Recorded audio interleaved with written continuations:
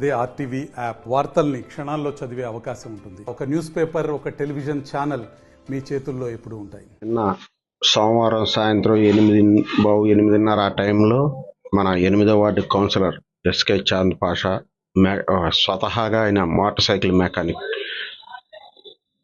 ఇన్ని 2 పర్యాయాలు కౌన్సిలర్గా గెలిచి కూడా ఆయన సొంత కాళ్ళ మీద ఆయన నిలబడాలనే ఉద్దేశంతో ప్రజలకు సేవ చేస్తూ పేదవాడైనటువంటి ఎస్కే చాంద్ పాషా ఒక బైక్ మెకానిక్గా ఆయన జీవనాన్ని గడుపుకుంటూ కూడా ప్రజలకు సేవ చేస్తున్నాడు. ఆ క్రమంలో నిన్న 8:30 ఆ టైంలో వాళ్ళ మెకానిక్ షాప్ బంద్ చేసి ఇంటికి వచ్చే క్రమంలో వెంసూర్ రోడ్లోకి వచ్చిన తర్వాత ముగ్గురు ఎన్టీఆర్ నగర్కి చెందినటువంటి కుర్రోళ్ళు ముగ్గురు వచ్చి షాప్ బండి ముందర 2-3 సార్లు కటింగ్లు కొట్టి పెట్రోల్ బంక్ కాడికి వచ్చిన తర్వాత కటింగ్ కొట్టి పెట్రోల్ బంక్లోకి వెళ్ళారు.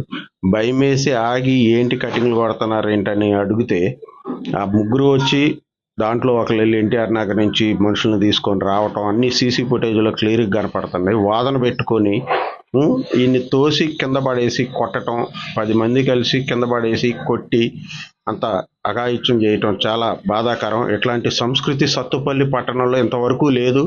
కొత్త సంస్కృతి తయారు చేస్తున్నారు. ఇంకా నెల రోజుల ముందల కూడా ఇదే విధంగా కలెక్టర్ రోడ్డు స్టార్టింగ్లో బండి అడ్డం ఉందని చెప్పి ఆ కుర్రోడ్ని పట్టుకొని కొట్టిన ఘటనలు కూడా ఉన్నాయి. సరే, అది అంటే ఎట్లా మబ్బి పెట్టారు. రాజకీయ నాయకుడు ఆల్రెడీ కౌన్సిలర్గా ఉన్న వ్యక్తిని ఆ విధంగా కొడితే ఇక సత్తుపల్లిలో నివసించే ప్రజల పరిస్థితి ఏంటో ఒకసారి అందరూ అర్థం చేసుకోవాలని కోరుతున్నాం. ఇట్లాంటి చర్యలను అందరూ ముక్తకంఠంతో ఖండించి అటువంటి వాళ్ళకి శిక్ష పడే విధంగా చేయాలి. ఇట్లాంటి సంస్కృతి సత్తుపల్లిలో రాకూడదని కోరుకుంటున్నా.